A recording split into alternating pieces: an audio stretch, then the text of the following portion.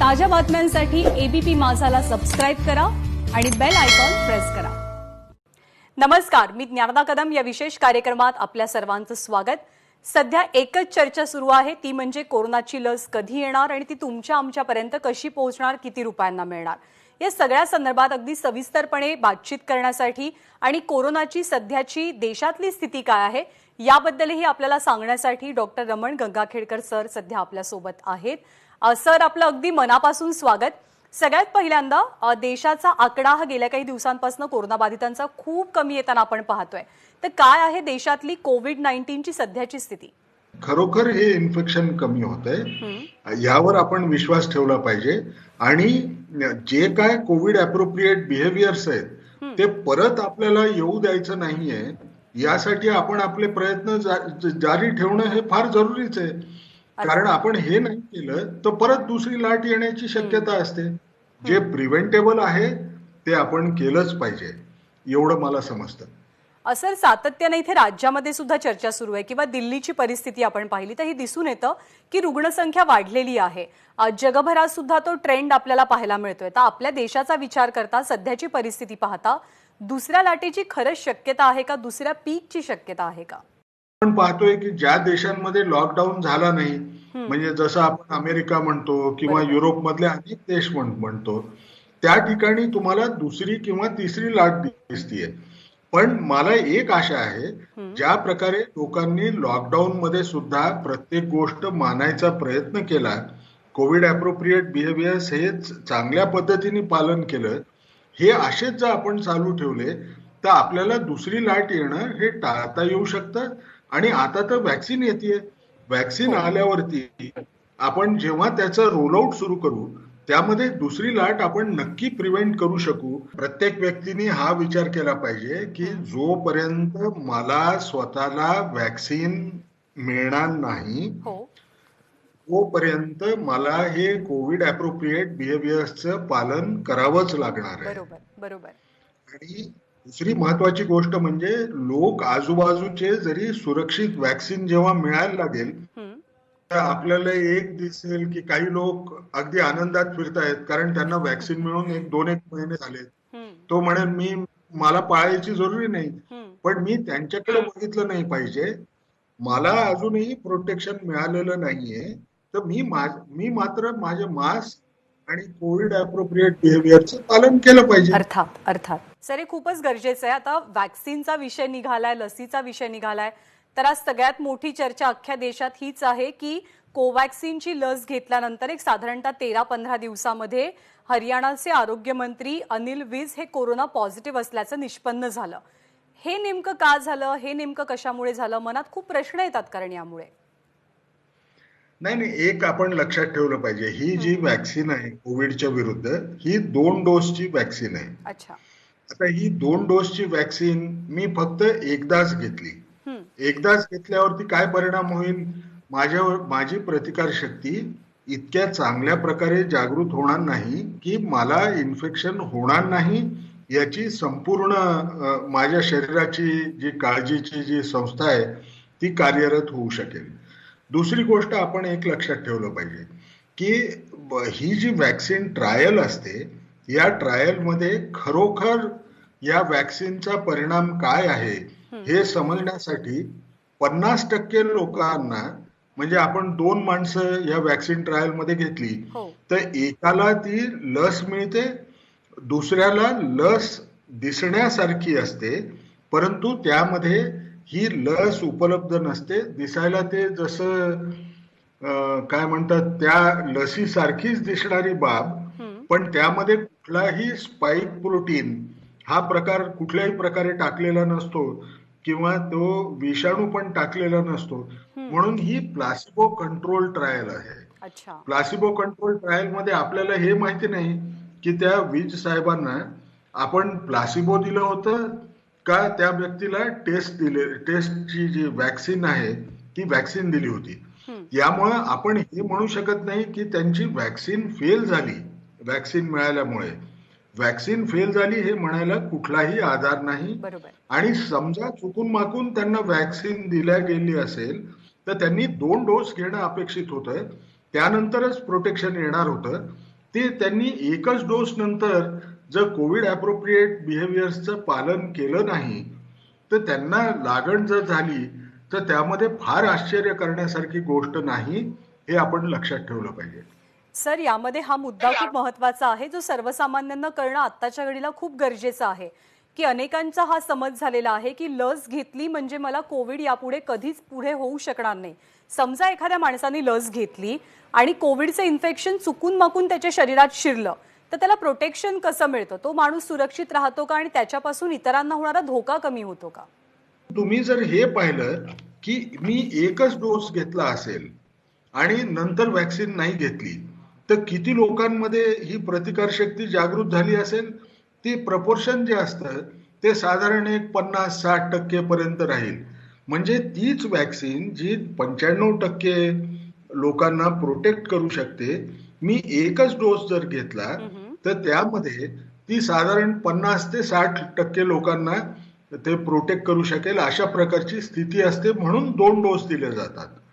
म्हणून ही 2 डोसची व्हॅक्सिन आहे. तर 2 गोष्टी आपण शिकल्या पाहिजे की मी फक्त एक डोस घेऊन व्हॅक्सिन घेण्याचं मी जर सोडून दिलं तर मला पूर्ण प्रोटेक्शन मिळणार नाही. काही लोकांनी हा जर विचार केला की ह्याच्यामध्ये आपल्याला 4 आठवड्यानंतर दुसरी डोस दिला जाणार आहे, मी काय हुशारी करतो, मी त्या व्हॅक्सिनचे 2 डोस घ्यायचे तर मी समजा एक डोस आज घेतला, दुसरा 4 आठवड्याहून घ्यायच्या ऐवजी मी 7 दिवसानंतर घेतला तर परिणाम दिसेल का? दिसणार नाही. आपण दोन्ही गोष्टी लक्षात ठेवल्या पाहिजे की पहिल्या डोस नंतर पूर्ण प्रोटेक्शन नसतं, म्हणून दुसरा डोस असतो, ते घेणं जरुरी आहे. आणि 2 डोस घ्यायचे म्हणून मी पहिल्या 7 दिवसामध्ये 2 डोस घेतले, त्याचा परिणाम पूर्ण होणार नाही. अर्थात. सर, ICMRनं आता मध्यंतरीच एक स्टेटमेंट केलं की कोविड रुग्णांची संख्या किंवा कोविड परिस्थिती देशातली अशी राहिली तर कदाचित सर्वांनाच लस घ्यावी लागेल किंवा ती द्यावी लागेल असं नाही. तर हे स्टेटमेंट नेमकं काय आहे? सगळ्यांना लस मिळणार आहे की घेण्याची गरज नाही? 100 पैकी साधारणपणे 60 ते 70 लोकांना जेव्हा व्हॅक्सिन किंवा नॅचरल इन्फेक्शन झाल्यामुळे जर प्रतिकारशक्ती जागृत झाली असेल, असे जर 60-70 लोक असतील तर समाजामध्ये इतर लोकांना लागण होण्याची शक्यता कमी होते. कारण 60 ते 70 लोकांच्या जवळ प्रतिकारशक्ती जागृत आहे. तर मग विषाणूला माणूस ज्याच्या शरीरामध्ये प्रतिकारशक्ती जागृत नाही असे शरीर शोधायला त्यांना त्रास होतो. म्हणून त्याला हर्ड इम्युनिटी म्हणतात. आणि मग जे उरलेले लोक असतात त्यांना त्याचा फायदा होतो की विषाणू लागण्याची जी शक्यता असते ती इतकी कमी झालेली असते की त्यांना लागण होण्याची शक्यता दिसणारच नाही. म्हणून 60 ते 70% पर्यंत जेव्हा आपण यात इम्युनायझेशन किंवा म्हणजे व्हॅक्सिनेशन किंवा नॅचरली लागण झालेल्या लोकांचं प्रमाण हे दोघांचं मिळून जर 60-70% पर्यंत जर गेलं प्रॉब्लेम येणारच नाही. आता तुम्ही एक क्षण हा विचार करा, आमचा जो सिरो सर्वे झाला होता त्यामध्ये सप्टेंबर महिन्यामध्ये आणि मे महिन्यामध्ये ज्या चाचण्या केल्या गेल्या, मे मध्ये 0.76% लोकांना लागण भारतामध्ये झाली होती असं दिसलं होतं. जेव्हा आम्ही सप्टेंबर मध्ये पाहिलं तर सप्टेंबर मध्ये हे जे प्रमाण होतं हे साधारण 60%च्या जवळ 7%च्या जवळ गेलं होतं. म्हणजे हे जवळजवळ आपण जर विचार केला तर 10 पटीने वाढलं होतं. आता परत डिसेंबरमध्ये सर्वे होणार आहे, त्या डिसेंबरच्या सर्वेमध्ये इतकं फार वाढलेलं प्रमाण दिसणार नाही, कारण 10 पटीने वाढल्यासारखं नाही दिसणार, पण 3 पटीने किंवा 4 पटीने वाढलं तर साधारण 20 कोटी लोकांना ऑलरेडी लागण झाली होती असं दिसलं. आणि मग आपण व्हॅक्सिन देण्यासाठी 30 करोड लोकांना व्हॅक्सिन दिली तर साधारणपणे आपल्याला दिसेल की आपण त्या 50 आणि 60%च्या फिगरच्या जवळ जाऊ आणि त्यामुळं इतर लोकांना प्रॉब्लेम येऊ नये. पण ती जेव्हा सिच्युएशन येईल त्यावेळेला हे डिसिशन्स घेणं अपेक्षित राहील. पण जे सध्या सरकार करतंय की 30 कोटी लोकांना प्रायोरिटाईज करून देणं आणि त्यानंतर ऍसेस करणं की इतर सगळ्या लोकांना आपल्याला व्हॅक्सिन द्यायची जरुरी राहील का, हे सत्य आहे आणि बरोबर आहे. सर, कुठलीही लस येते म्हणजे पॅन्डेमिकची परिस्थिती कदाचित आपण अनंत वर्षांनंतर अनुभवतोय. जेव्हा एखाद्या अशा रोगावरची लस येते तेव्हा त्याचं वितरण करणं हे किती मोठं चॅलेंज असतं, तो किती मोठा टास्क असतो. आता मी प्रायमरी हेल्थ सेंटरला घेऊन गेलो, तर मग प्रायमरी हेल्थ सेंटरला मला ती व्हॅक्सिन उघडल्यानंतर, कारण ही मल्टी डोस व्हॅक्सिन असते, म्हणजे एका ह्याच्यामध्ये 5 ते 10 लोकांना देण्या इतपत ती व्हॅक्सिन असते. तर ती व्हॅक्सिन मी एकदा फ्रीज मधनं काढली तर मी किती वेळ त्याची स्टेबिलिटी असते, म्हणजे ती किती वेळ चांगली राहू शकते लोकांना देण्यायोग्य, याचाही विचार करावा लागतो. म्हणून ह्या बाबी तर एक जुजबी बाब ट्रान्सपोर्ट आणि स्टोरेजच्या. दुसरी बाब काय, लोक आता ह्या कोविडला इतके घाबरलेले आहेत.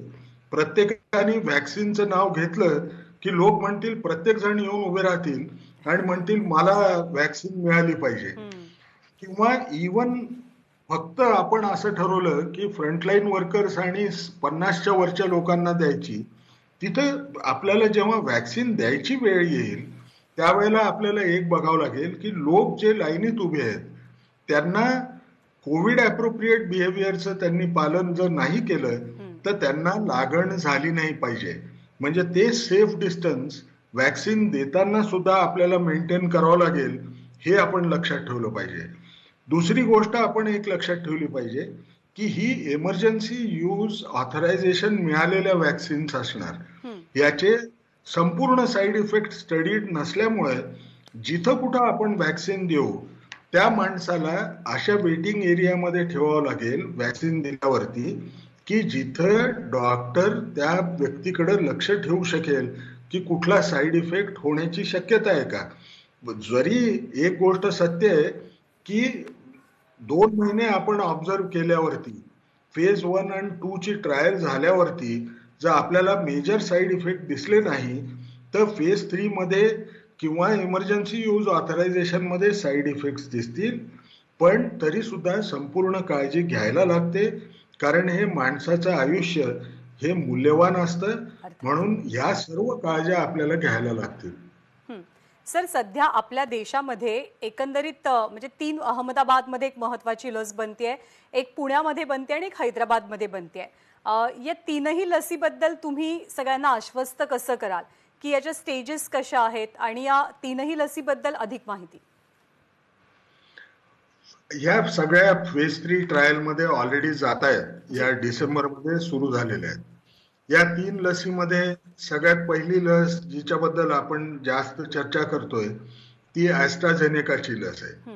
ॲस्ट्राझेनेका, आता हे चांगल्या गोष्टीसाठी झाली कॉन्ट्रोवर्सी का वाईट गोष्टीसाठी झाली, पण आपल्या देशामध्ये त्या जे काय बाहेर घडलं असेल त्यापेक्षा सिरम इन्स्टिट्यूट आपल्या देशात जी ट्रायल करतेय त्यामध्ये एका विशिष्ट प्रकारचे फुल डोसवाली व्हॅक्सिन ही आपल्या फेज 3 ट्रायल मध्ये ऑलरेडी गेलेली आहे. आता ती जर फेज 3 ट्रायल मध्ये गेलेली आहे तर त्याचे परिणाम दिसतील आणि त्याप्रमाणे आपल्याला डिसिजन घेता येईल. आता ही व्हॅक्सिन कशी बनलेली आहे, या व्हॅक्सिन मध्ये त्यांनी ॲडेनो व्हायरस वापरलेला आहे, एक प्रकारचा विषाणू ज्यामुळं सर्दी खोकला आपल्याला साधारणपणे होण्याची शक्यता असते माणसांमध्ये. वापरून त्या विषाणूच्या जीन्स मध्ये त्यांनी या विषाणूच्या विरुद्ध प्रतिकारशक्ती जागृत करण्यासाठी लागणारं स्पाइक प्रोटीन, या स्पाइक प्रोटीन तयार करण्याचे जे जीन्स आहेत ते फक्त त्याच्यामध्ये ट्विक करून त्यांनी टाकलेले आहेत. आता दुसरा प्रश्न उभा राहतो की त्यांनी ह्या जर आपला जो विषाणू जो वापरला असेल तर तो विषाणू उपयुक्त ठरू शकेल का. तर ॲस्ट्राझेनेका आणि सिरम इन्स्टिट्यूटने काय केलेलं आहे की त्या व्हॅक्सिन मध्ये चिंपॅन्झीच्या शरीरामध्ये सापडणारा विषाणू त्यांनी वापरलाय.